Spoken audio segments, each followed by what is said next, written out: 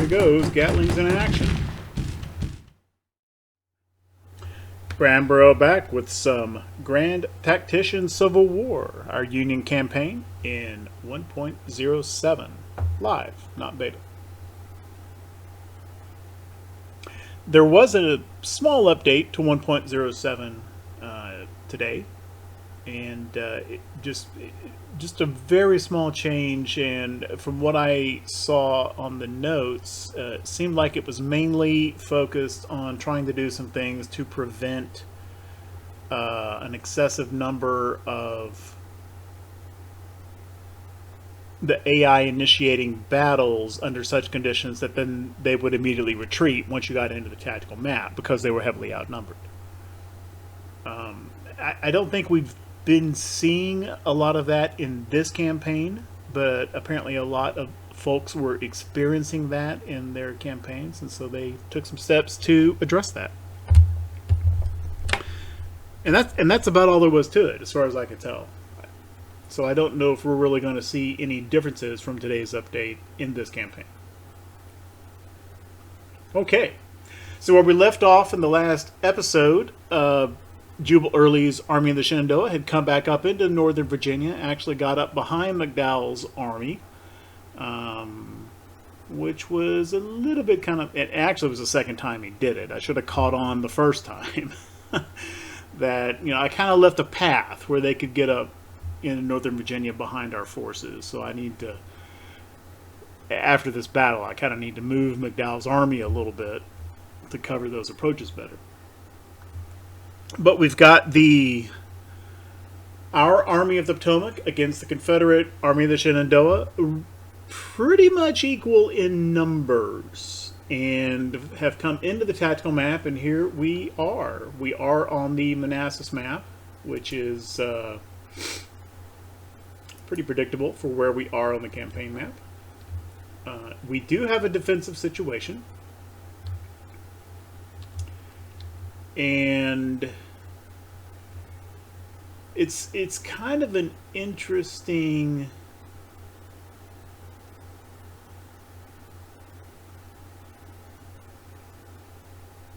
defensive situation, because while we have a defensive situation, and this map is generally pretty good for defending in most places, the objective itself, it's kind of in broken terrain in that there's kind of a creek running through here. There's a lot of fences right in the neighborhood and some woods. Defending right around the objective, I'm not super attracted to that. I think Henry Hill would be a good spot. Certainly along Bull Run itself, these fords would be a great spot. The problem being, one of the factors on this map is that there's a lot of roads too, and it can be a little tricky, especially in the central part of the map, on predicting where the AI is going to want to come. This is the Confederate entry point. Well, the two entry points, here and here. And so and there's not a whole lot of roads in this area. Oh, there's one here at Centerville as well.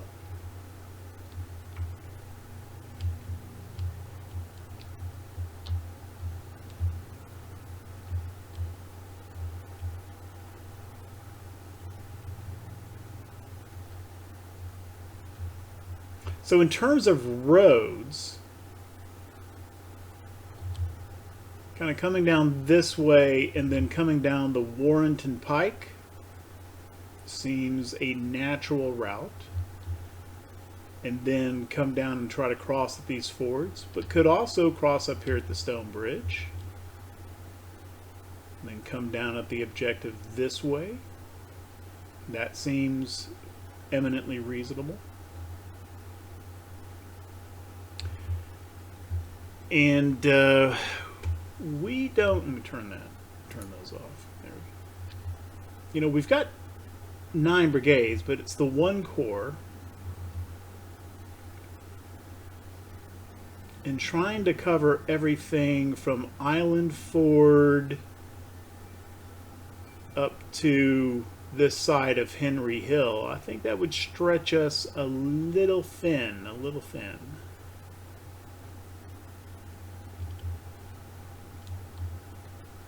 And I'm not, I don't really want to sit back here on the objective because I think we would have our own maneuvering problems all in here with the fences and whatnot.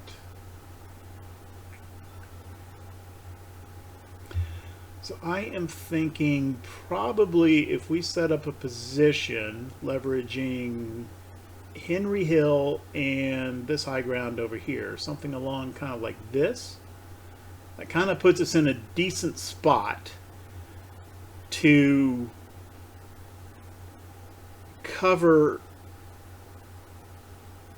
pretty much all of the possible approaches.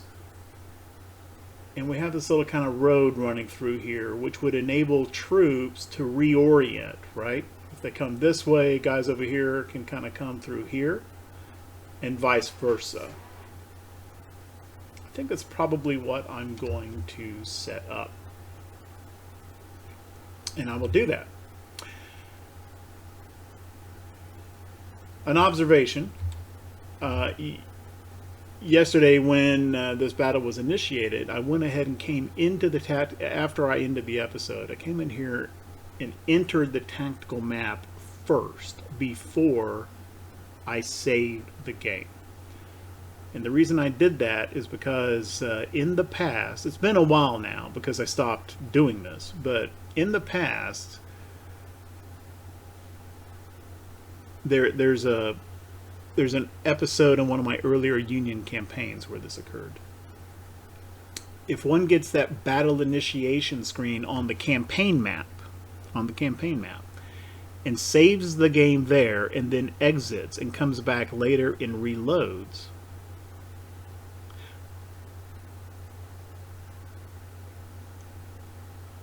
what typically happens is that battle, that contact between those two armies gets reinitiated with the new load.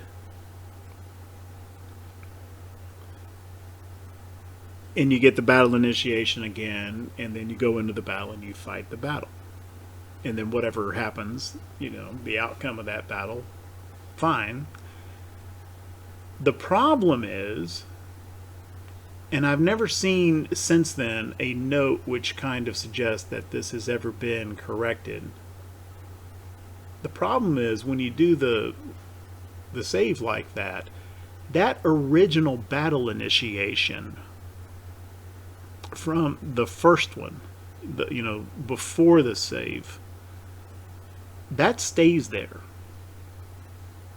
You load back in, the battle reinitiates, and you fight essentially a second iteration of that same battle. But that first contact is still there, and there's essentially two battles going on, one of which never actually gets fought on the tactical map.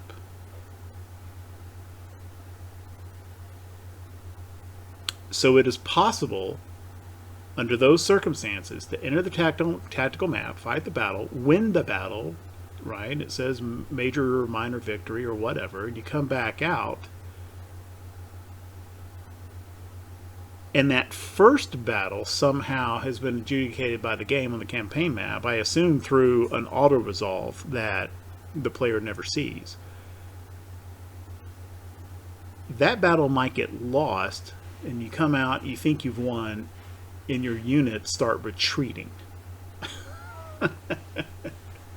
So, for that reason, whenever I'm at the end of an episode and I'm not going to fight the battle and record the battle at the same time, my practice, what I do, and to forestall that, is go ahead and enter the tactical map first and then save, which is what I did here.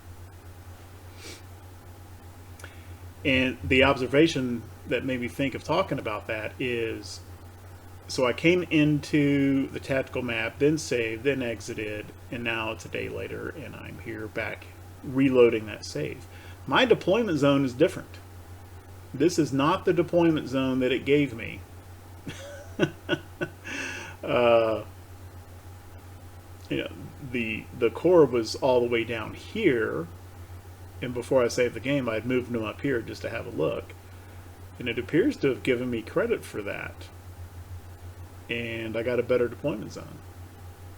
So there's kind of a little thing that could be exploited a little bit. Like right now, I could move these guys up to here, and I could probably save, exit the game, come back in, reload, and now I've got a deployment zone up like this. And then I could do it again, and I could eventually get up here. I haven't done this before, but I guess through some multiple saving, you could actually kind of walk your core up to where the Confederate or the enemy spawns are and kind of start a battle that way. I'm not going to do that here, but it seems like that could be done, I guess. All right. Before proceeding any further, though, as mentioned in the last episode and shown in the last episode, we have fielded some, drumroll please, Gatling guns. Let's see, where is that unit? It's under Tidball. Gatling Company. There it is. Alright, so there's our Gatling Company in their little yellow uniforms with white trousers, and it's hard to actually see the see the Gatling gun there behind the NATO symbol, but there it is. It is a Gatling gun. All right, what are the stats on this thing? Okay, so accuracy poor, that probably makes sense. Range 700 yards.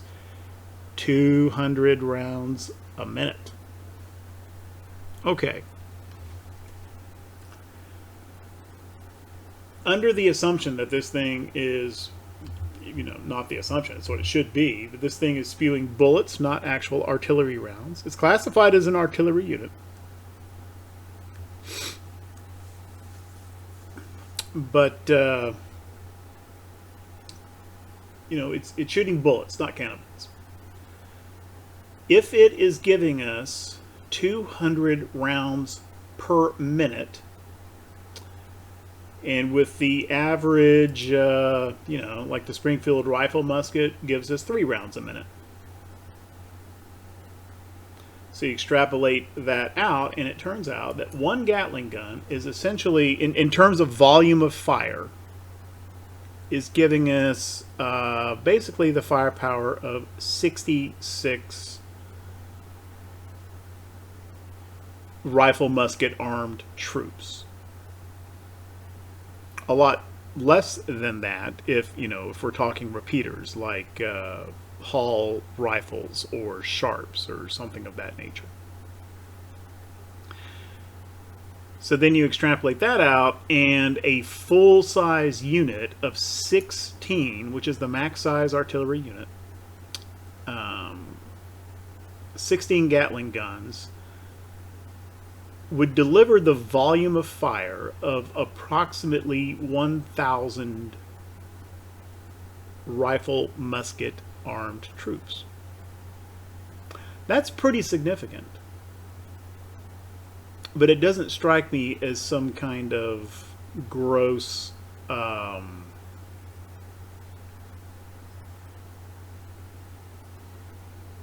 overpowered nonsense either. So I think these... Now, I'm just extrapolating on what I'm thinking about this thing before we see it in action. This unit only has 4. It's all I had. So this is basically giving us what? The equivalent of about, maybe 250 men. 260 men. Something like that. So I don't expect this Gatling company to, completely dominate the battlefield here. It does have a 700-yard range. However, that is coupled with poor accuracy as well, right? So out at the 600, 700-yard range at the limit of its firing arc, I've got it turned around. Like way out here, the effectiveness is going to be pretty well attenuated, right, because of its poor accuracy. So I probably don't want this thing firing until the an enemy force is within kind of normal rifle range. 400 yards, let's say. I don't want it firing before that because of its poor accuracy way out here, I think. And I don't know exactly what 48 means. I don't know how to interpret that. That can't just be 48 rounds, therefore it's only going to fire for 15 seconds and then it's out of ammo. That can't be right. Can it? I'm hoping it means, there's a magazine that stacks into the top of the chamber here, which feeds the bullets down into the chamber to be fired by the rotating barrels.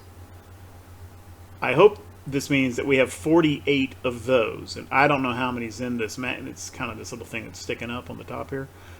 I don't know how many rounds are in that. If it's 200 and this represents 48 minutes worth of firing, okay, that's pretty good, but I don't know if it's that much. We'll see how fast this thing burns ammo. Okay, so that's something to keep an eye on. Okay, so this thing is firing bullets, and in that sense, it's kind of delivering infantry-like fire rather than artillery fire. Probably in a very flat trajectory like an infantry unit rather than a more parabolic trajectory like artillery. So I think it's pretty safe to assume that, if I have an artillery unit back here, then terrain allowing, of course, an artillery unit can often, not always, can often fire over the line and hit targets on the other side. If it's sitting up real close behind, no, it will not. It's blocked. But at some distance back, it is not. I think it's a pretty safe assumption that is not true of the Gatling unit, unlike other artillery. So I think it needs to be up with a very clear field of fire. That only makes sense, right?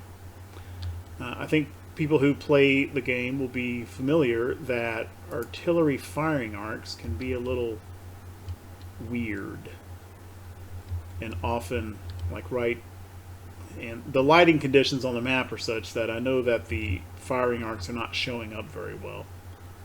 Let me put this Parrot rifle kind of over here.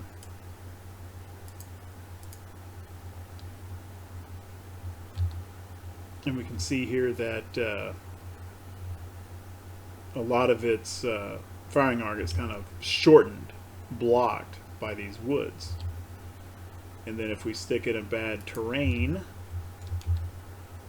I'm sure there's got to be some here. Stick it like right here.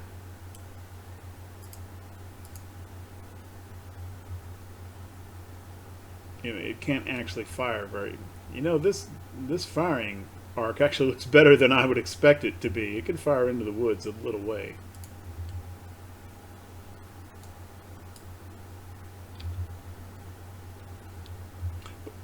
Well, all I'm trying to get at, though, is that artillery firing arcs are affected by terrain and obstructions more than infantry typically are.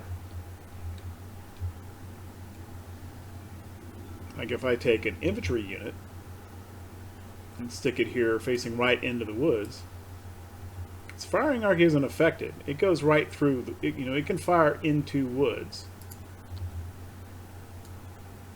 Whereas an artillery unit is typically blocked by woods. Like so, right? This isn't nearly what the artillery unit would normally be able to hit. So, what do we get with the Gatling? Is it kind of like infantry, or is it kind of like artillery?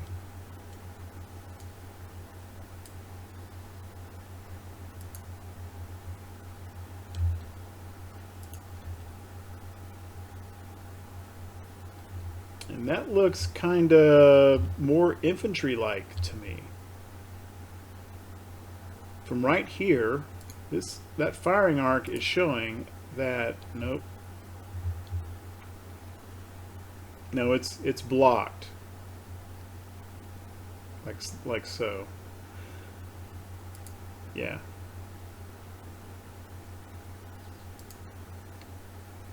The infantry has its full firing arc through the woods. The Gatling does not. It's more like other artillery units in that regard. Okay, so that's useful to know.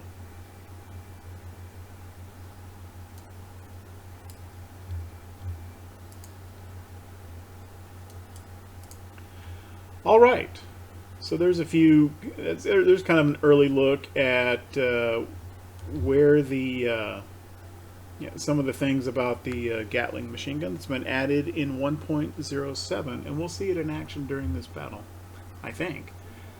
As a reminder, it is not part of any division. I've got it directly under the supervision of McDowell himself.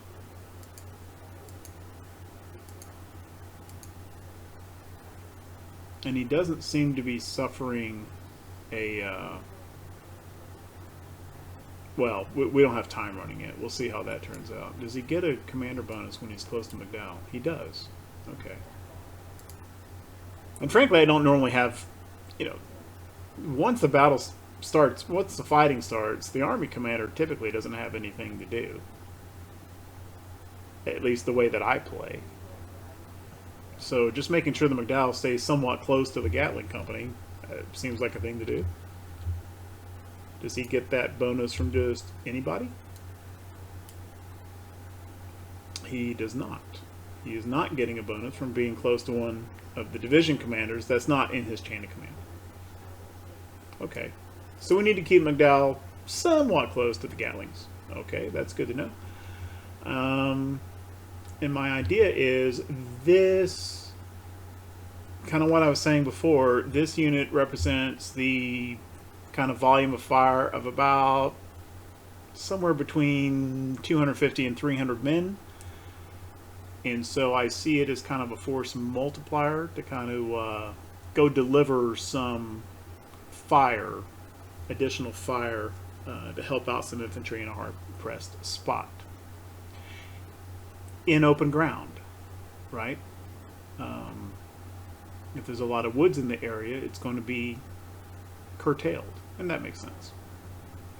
And then the final thing that occurs to me about this thing is, okay, so in some ways it's like infantry, in some ways it's like artillery. And what we don't know is, because it's an artillery unit, when it is delivering fire, is it delivering the under artillery fire morale nerf that artillery typically gives, right? So is it going to have an additional morale effect on its target? It would seem reasonable that it should. Or maybe they've, without mentioning it, maybe they've introduced another morale nerf, and we'll see a new, under machine gun fire or something like that. The problem is we won't be able to see that for the enemy units, and they're not going to have Gatling, so we're never going to see that confirmed on our own units, at least not in this Union campaign. Okay, I have prattled on enough here at the beginning. I will set up the defensive position and I'll be back.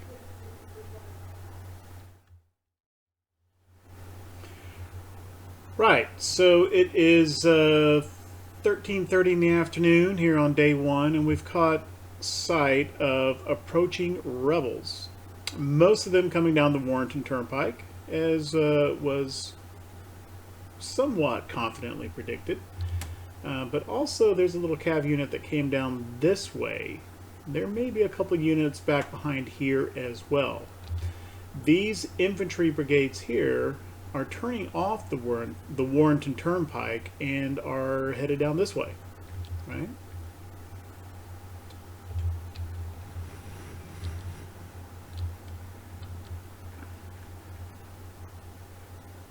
That seems to suggest that the center of gravity of the Confederates' intended position is somewhere in here, okay? Which is over on our right flank. So what I'm doing now, Sherman is staying in his spot right here, and I have ordered Keyes and Schenk's brigades to come over here and begin constructing breastworks here.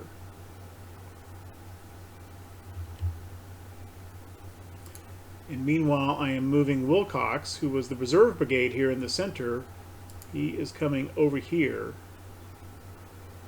to help man this line. As things develop, pretty soon, I believe it's going to be Hunter's division on our left flank who will come back over here to this side and either shore up this line here, or by then these brigades will be over here, or to help Wilcox out here at Lewis Ford.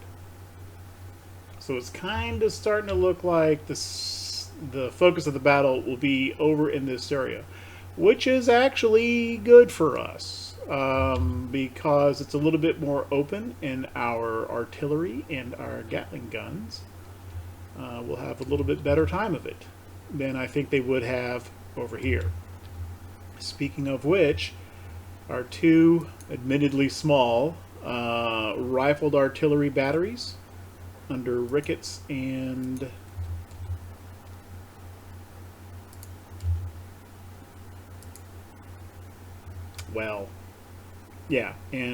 Ayers. I had them limbered up because I wasn't exactly sure where they were going to be needed. I think right up here by this little, right up in here would be a good spot for them. Let's go ahead and bring them over. Okay. And Tidball's Gatling Company is sitting right here by McDowell, ready to go to kind of where it looks like he's going to be needed. All right. I'll be back. Okay, so it's now about 2:30, and yeah, they're generally coming this way. I've got Hunter's division coming over to this position. Turns out I probably didn't need to send these guys over here, but I'm going to let them finish their breastworks anyway, just in case. And they may wind up kind of forming, well, we'll see how it turns out. This isn't why I cut back in, though. While this is going on, I had skirmishers out in spotting positions, and I kind of pulled them back, and we got a skirmisher line through here, and they just got engaged. Check this out. Got a skirm detachment here from Wilcox's brigade. Here comes an artillery unit. Have a listen.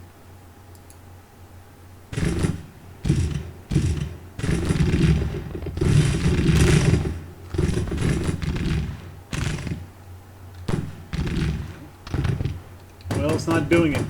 There we go.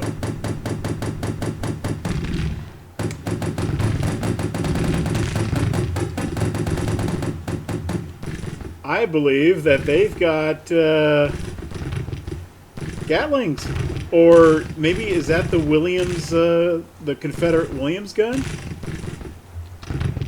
I can tell you this: these guys have taken a 21 casualties for a skirm unit over a very short time is pretty significant. But I think we need to take this unit out. Because they got something here that I've never heard before.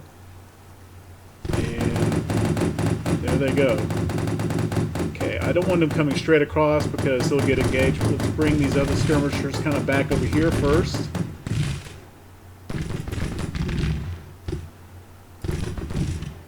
Yeah, these guys are getting wrecked.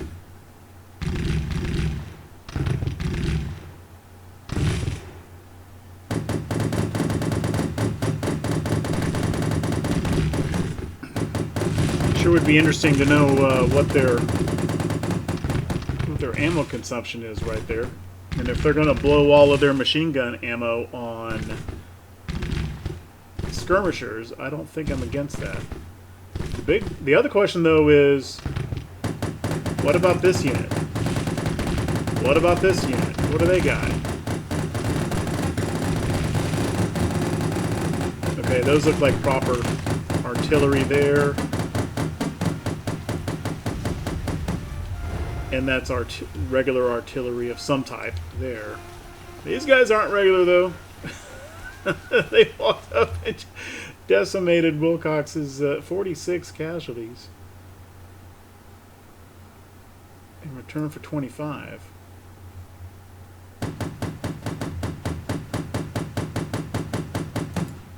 Come do what you can. Is there cover in here? No.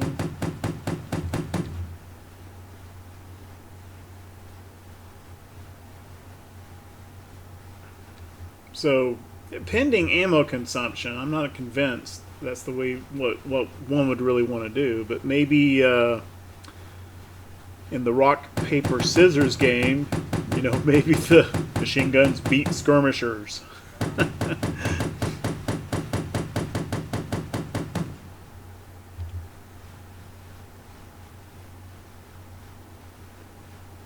like to kind of take, you know, at least deplete, if not break this unit if we possibly can. That may not be feasible, since obviously yeah, they've already taken 23 casualties before they can even engage. Okay, so we need to keep an eye on what the hell the Rockbridge artillery is doing as the battle continues.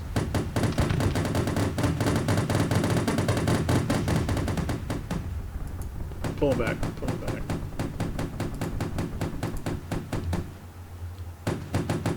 Now they're broken. Okay, and did we get a, yeah, they did have the under artillery fire morale. So not only does it put out a high rate of fire, but it provides a morale nerf as well. I didn't expect to see the Confederates with machine guns, but they got them. Now the question is, did they have Gatlings in their armory just as a natural, just kind of like mine, they just showed up? Or is this the Confederate Williams gun?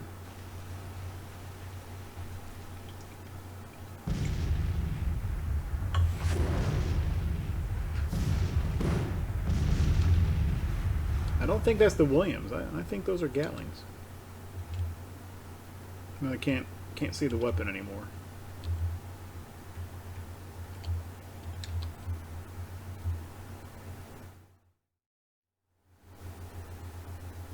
And that is definitely where they're wanting to come. Let's get the Gatlings. Let's just put them right here. I think they can just sit there with Sherman's brigade, right? That'll work, I think.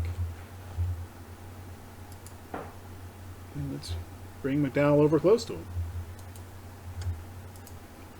Looks like a pretty good spot for the Army Commander to be anyway.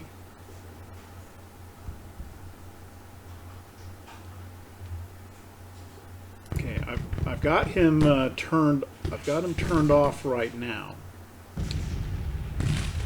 Well, doesn't look like he's got a very good field of fire, does it?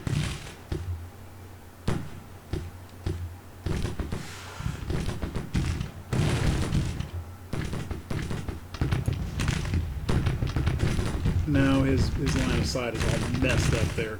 Jesus. Okay. Come over here.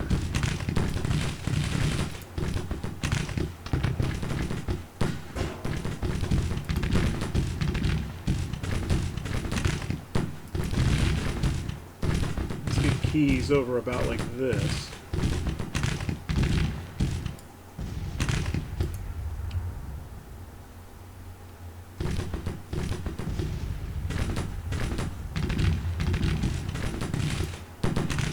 Come over here.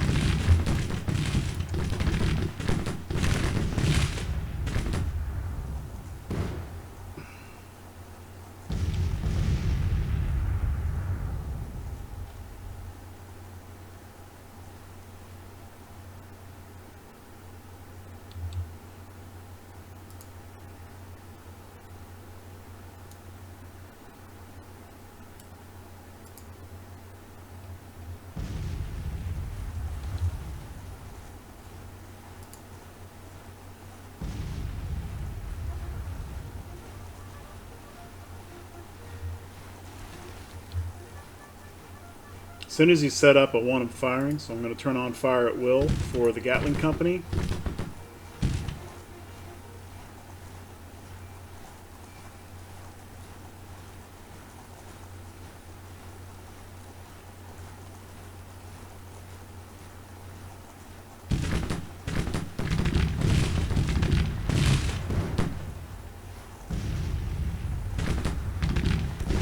Looks like he's taking some counter battery.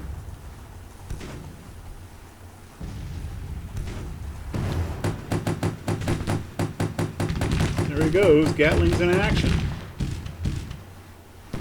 He's firing at these skirms here. That ought to help drive them off. And so it looks like a burst is one artillery. There's one ammunition expenditure.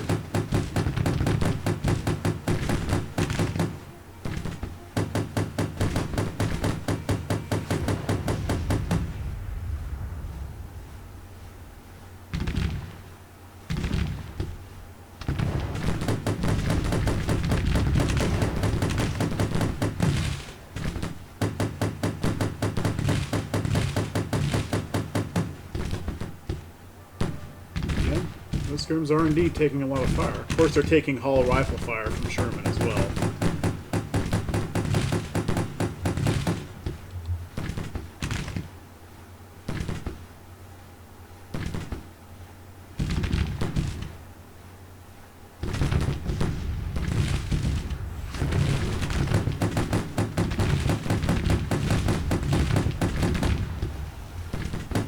Okay, skirms are driven in.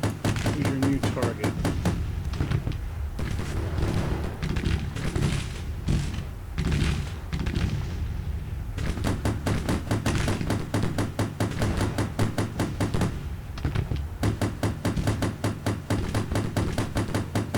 He's popping away at this cab, that's fine.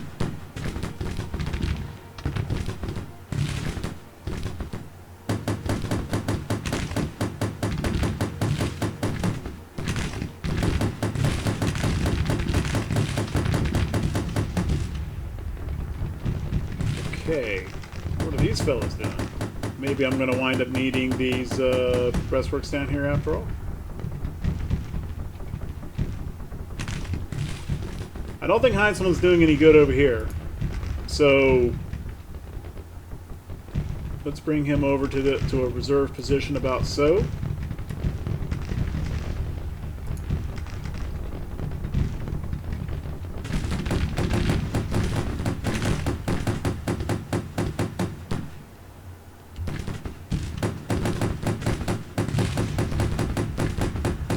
Gatling's blazing away here.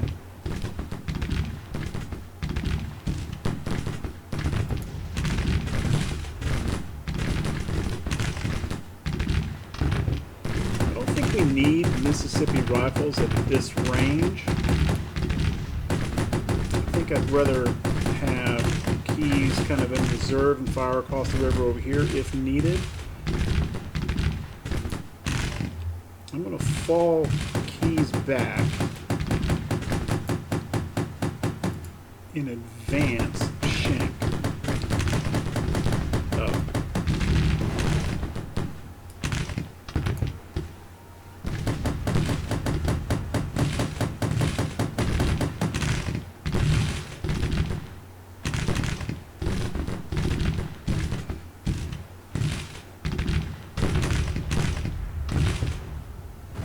They haven't taken any fire. 0 casualties in the Gatling Company.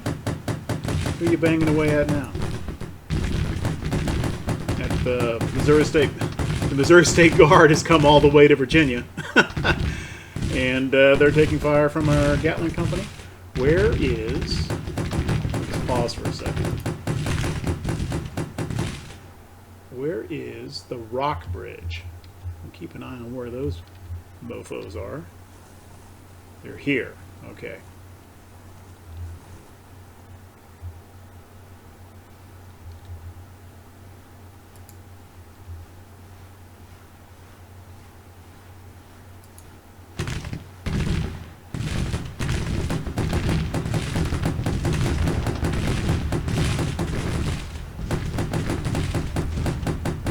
I did not mean to advance. Put it on the time compression. That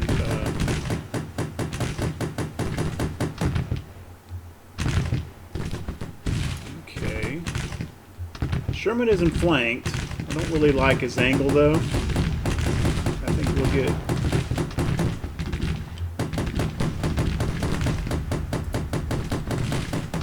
Now let's bring. Now that he's back disengaged, let's bring Keys back over this way.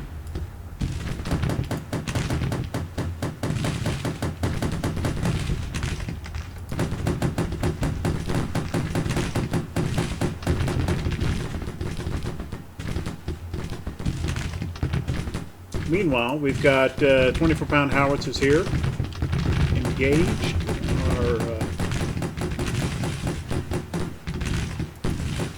Both of our 10-pounder Parrots are engaged.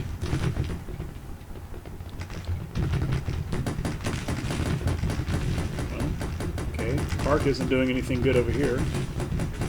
Let's limber him up.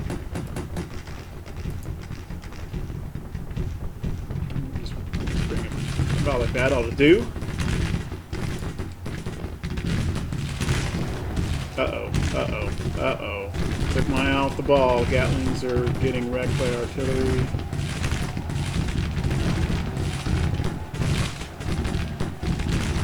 I don't think there's much I can do about it now. Oh my god, where did these guys come from?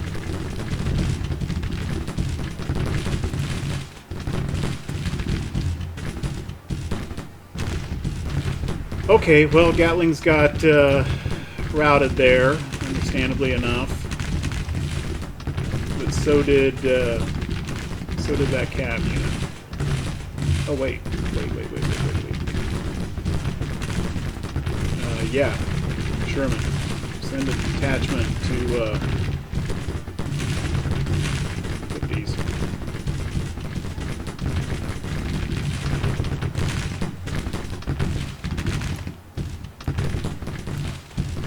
Rotate Shank here a little bit.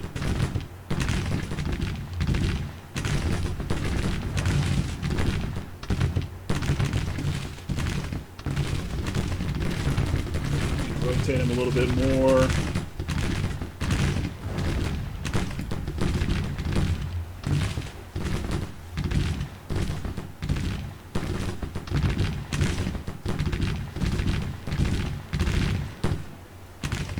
Fall him back.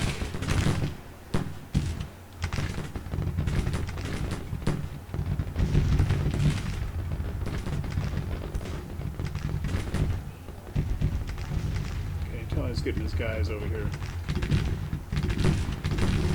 Let's get this center division a little bit more involved, I think.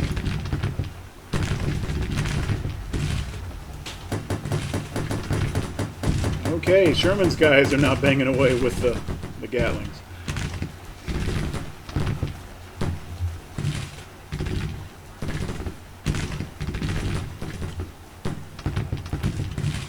Let's get Richardson kind of over in this direction.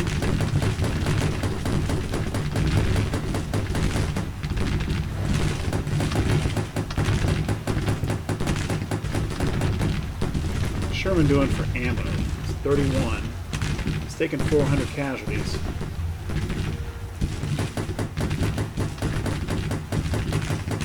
Porter's engaged.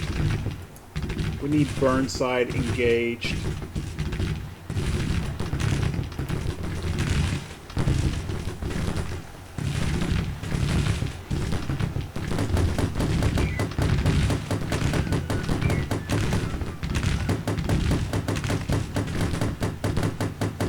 2,300 to 1,100. Not bad, but we are taking casualties at about a 2-to-1 ratio.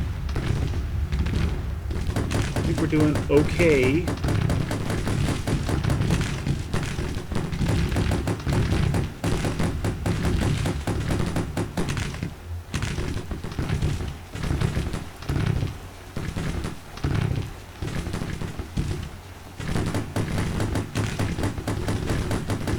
As soon as Richardson is over here, I'm going to fall Sherman back behind him.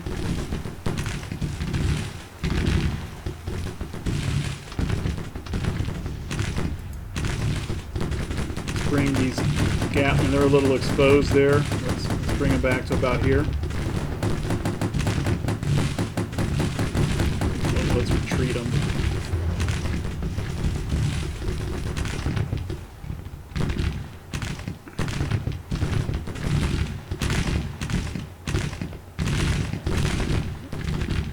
Still has all 4 of the guns there.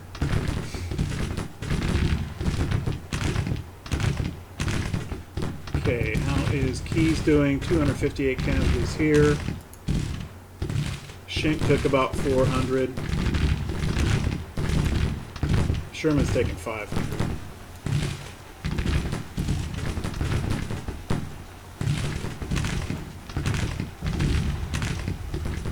Let's move Richardson up onto the line here.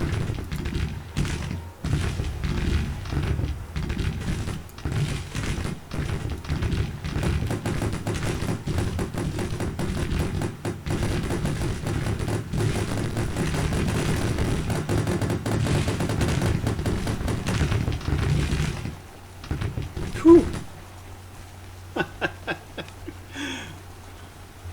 Okay. So here at nightfall, 2,900 to 1,300. So that's a pretty good exchange rate, almost 15% for them. I'm interested to see, are they going to keep fighting right here? Or is this going to be a withdrawal? I don't know. Doesn't look like it.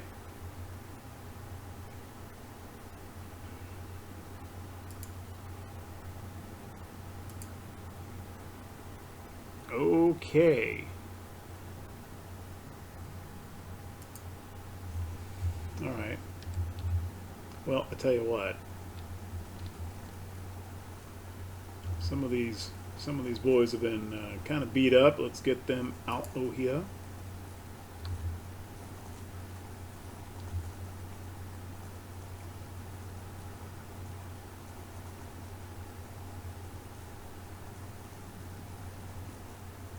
Keyes guys they've just about already gotten to the point where they're about to unlock Ace of Spades 2. And so is Sherman. Schenck a little bit.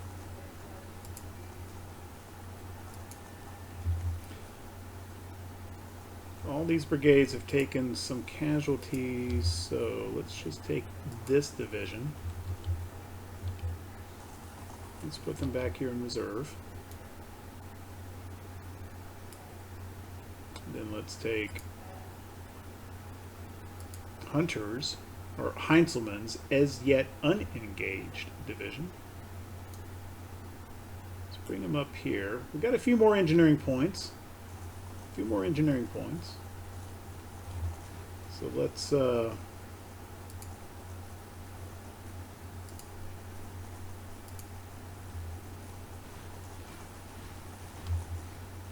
this is kind of exposed here. Let's abandon those breastworks. And let's just set up about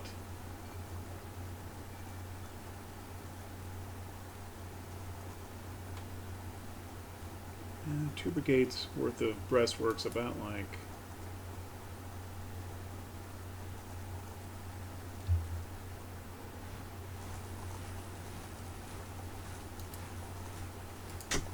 that. Don't want Wilcox in them because Wilcox is a Zouave unit. He doesn't get the Ace of Spades bonus. So let's get Franklin in here.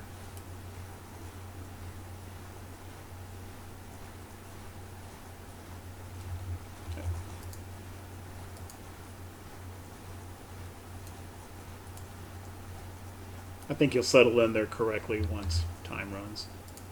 And Howard.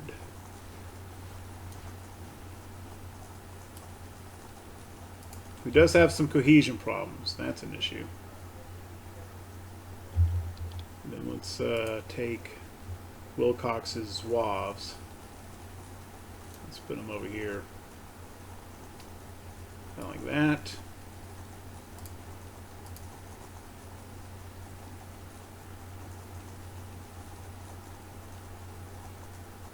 I don't remember telling this artillery to come here. Let's put him about like that. Will do, I think. Where is that detachment? There we go. No. Nope. Sherman's brigade gets to come back and rest. Not his detachment, though. You're gonna come right up. Well, we saw before that they don't do so hot sitting in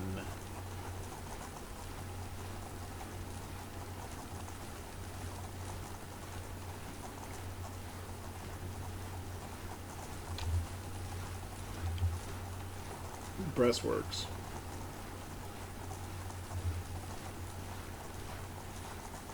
You know what? Let's just test that. Let's just test that. It may. I have a funny feeling it's going to be better than it looks. No, see? No.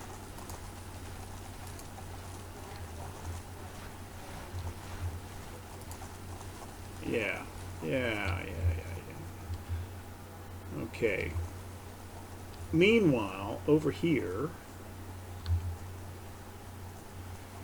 got some cohesion problems from overnight. Let's not let these guys get in too much trouble. So let's just bring these guys back a little bit, like so. Richardson doesn't seem to be quite as discombobulated, so let's just put him, well, he is now because, well.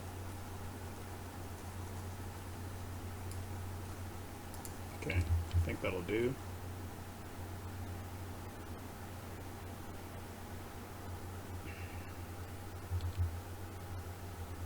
Yeah, and then these guys. Well, you know what? So they're routed, but they picked up a star of experience. And they'll have their guns back after this. I'll be very interested to see the final tally on how well those Gatlings did. And we gotta make sure we take a look at Sherman's attachment too, since they're using those guns at the moment. Okay. Morning of day 2.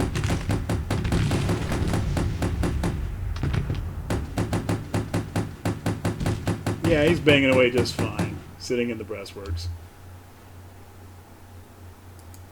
Don't let yourself get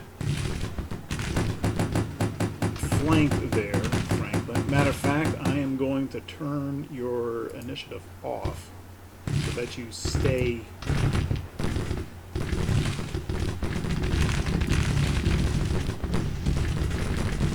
There we go. No, don't move again. Richardson will cover your flank if something comes from over here.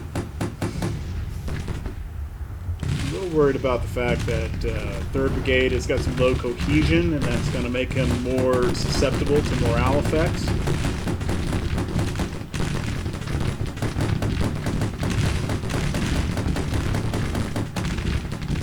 Yeah, we're going to need...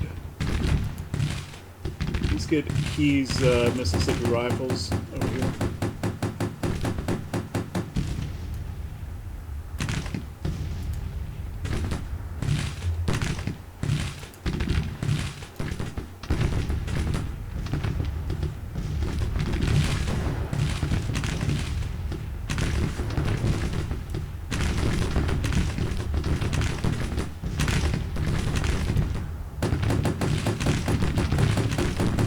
Gatlings go.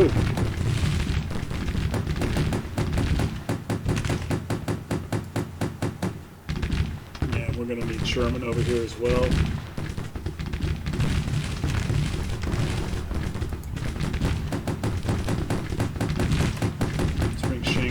as a backstop to, I think that's Wilcox. Yeah.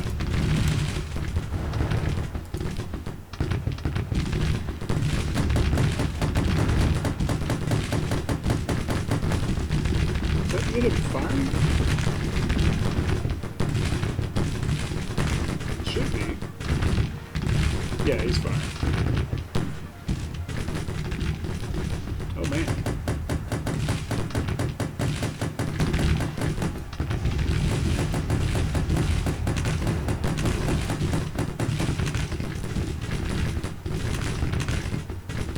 Why did Richardson come out of the damn entrenchment?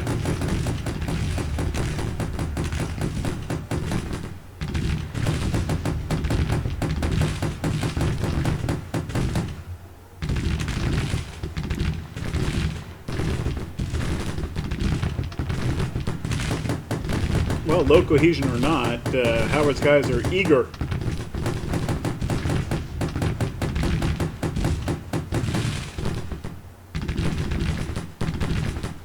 I was about to rotate him back into cover, however, I think he's oriented just where he needs to be there.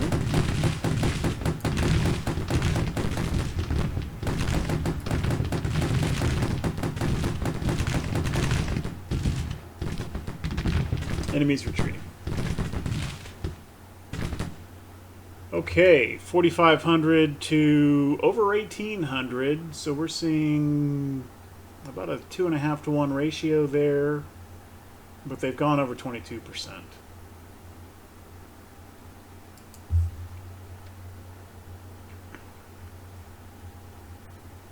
By the way, cavalry conspicuously absent from this battle, and that's because they've been sitting up here by Sedley. I lost. Where are they? They were sitting over here from the start, kind of watching this area. That's why they haven't been doing anything. And that's fine. We don't have big enough cav brigades yet to really do much other than scouting, spotting duties, which is what he was doing.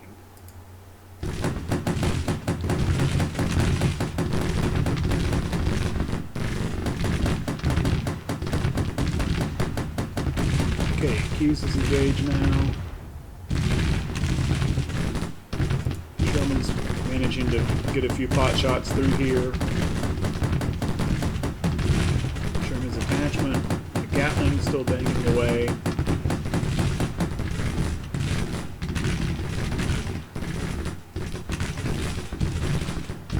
Yeah, I've taken a few casualties.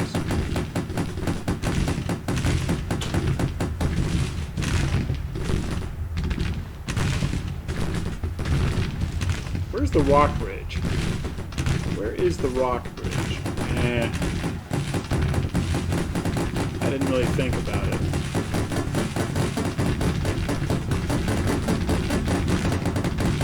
I don't want to send cavalry trying to get them. They're way out of it. But it would have been nice to capture whatever the hell's in there. I don't think really I have the opportunity to do it.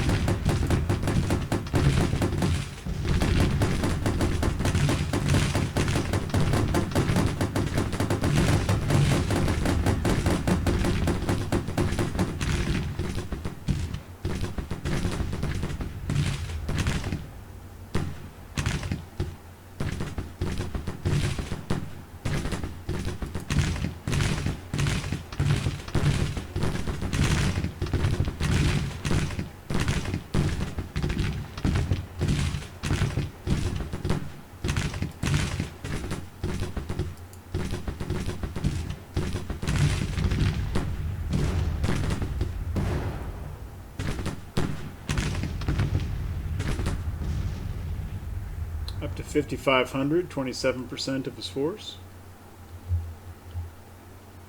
Jubal Early has not had a good time of it in Northern Virginia during this war. Maybe eventually he'll catch on to that. All right. Okay, I think we've gotten what we're going to get here. I'm not going to try to chase all these guys with infantry. Just 10x on through.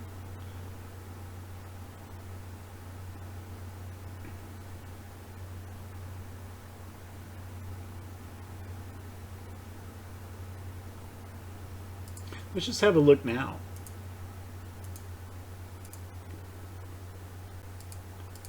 Potomac Army, Gatling Company, Consolidated Combat Report, number of engagements, 1460. Not really that much, but not bad, 118. Over, and he wasn't engaged that long because he got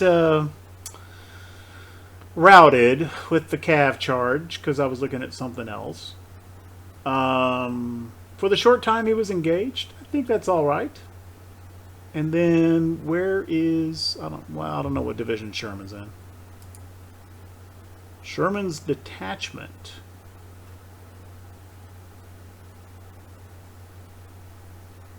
$222. Okay, so over the course of that engagement, 118, about 330-ish, 340-ish casualties inflicted by the Gatlings. By 4 Gatlings. So if we extrapolate that out, a full-size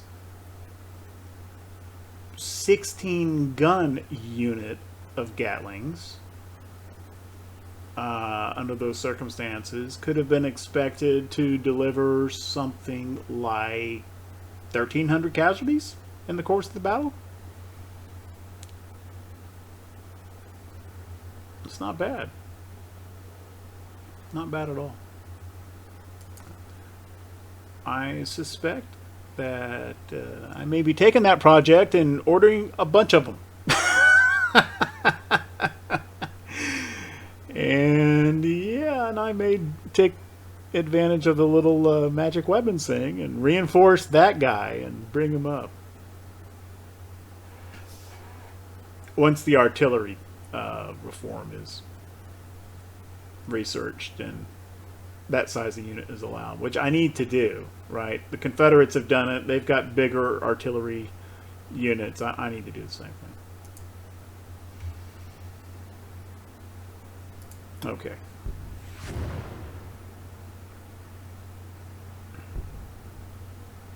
What?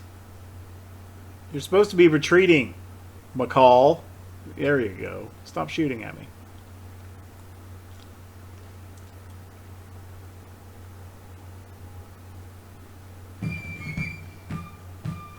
Okay. Major federal victory in Northern Virginia, 5,500 lost by Jubal Early, 1,800 by McDowell.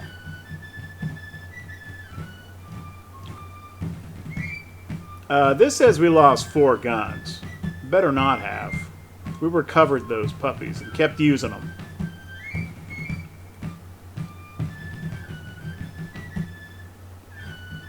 We'll have to look and see what his status is coming out of this.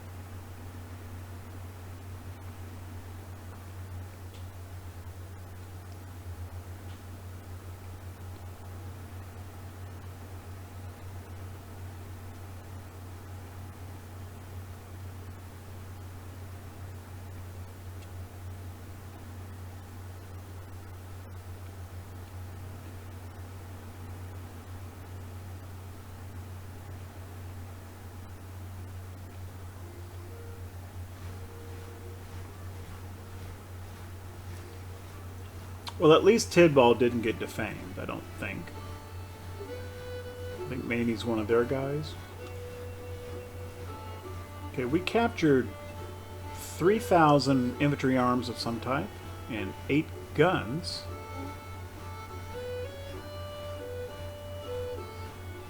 $683 enemy soldiers captured, taken to our POW camps. What is our status there?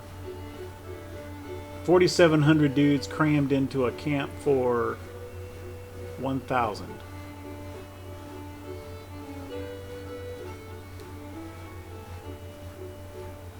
So 4,700 guys that can't rejoin the Confederate manpower pool, that's good.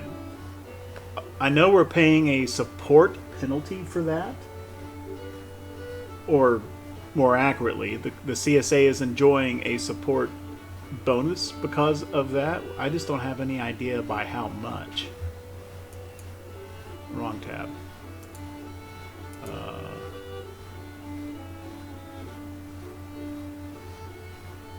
Yeah. Tooltip here doesn't tell us anything.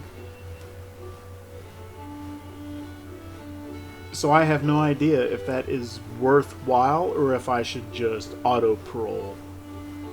I don't know.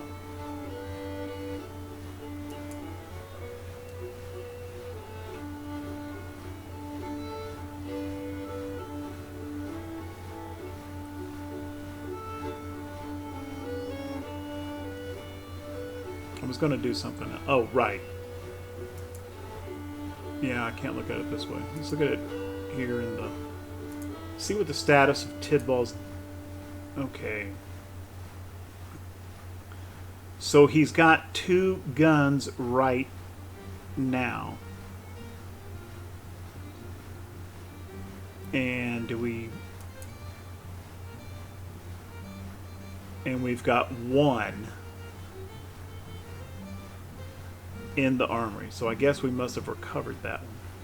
I guess. Anyway, Tidball picked up this unit picked up some experience. This was an existing artillery battery. They may have already been 1 star. I didn't really notice in the last episode. I don't think they were, though. But they weren't 0 either. You know, they may have been getting close, regardless. Well, there you have it. The Gatling Guns combat debut. Not only for us, but apparently for the Confederacy as well. Or they've got some type of machine gun over there that they use to scatter our skirmishers. Their Rockbridge artillery is armed with a weapon like that. And I think that that will do for this episode. If you like what we're doing with the channel, then leave a like. Leave a comment. Maybe even subscribe if you're so inclined. If you're new to the series, new to the channel, and want to see other episodes in this series, I'm linking the playlist right here. At any rate, thank you very, very much for watching. I appreciate it.